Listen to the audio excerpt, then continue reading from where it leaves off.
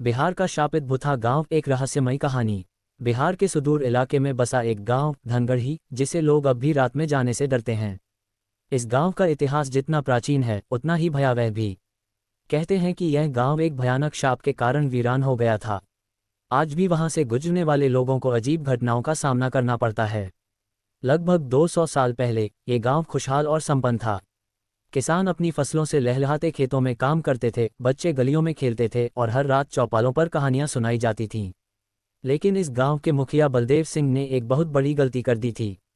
कहते हैं कि गांव के एक पुराने मंदिर में एक साधु तपस्या कर रहे थे।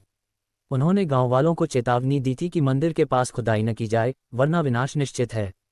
लेकिन लालच में अंधे होकर बलदेव सिंह ने वहां खुदाई करवा दी। जमीन के अंदर से एक प्राचीन तांत्रिक मणि निकली, जिसे देखकर गांव के लोगों की आंखें चमक उठीं। परंतु उस मणि के बाहर आते ही गांव में अजीब घटनाएं होने लगीं। जिस रात मणि मंदिर से निकाली गई, उस रात से गांव में भयंकर घटनाएं घटने लगीं।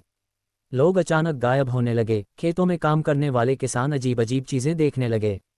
कई लोगों ने दावा किया कि उन्होंने रात में सफ़ेद साड़ी पहनी एक महिला को गांव के तालाब के पास रोते हुए देखा।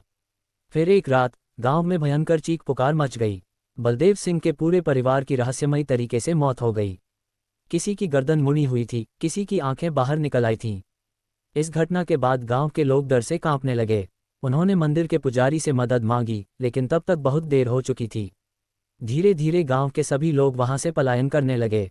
जो भी यहां रुकता वह या तो पागल हो जाता या फिर रहस्यमयी तरीके से गायब हो जाता। आखिरकार कुछ ही वर्षों में गांव पूरी तरह से खाली हो गया। आज भी वहां टूटे फूटे मकान, वीरान गलियां और उखड़े हुए पेड़ उस श्रापित अतीत की गवाही देते हैं। कई यूट्यूबर्स और घोस्ट हंटर्स ने इस गांव की सच्चाई जानने की कोशिश की, लेकिन जो भी वहां गया वह या तो बीमार पड़ गया या फिर उसने कुछ ऐसा देखा जिसे बयान करना मुश्किल था।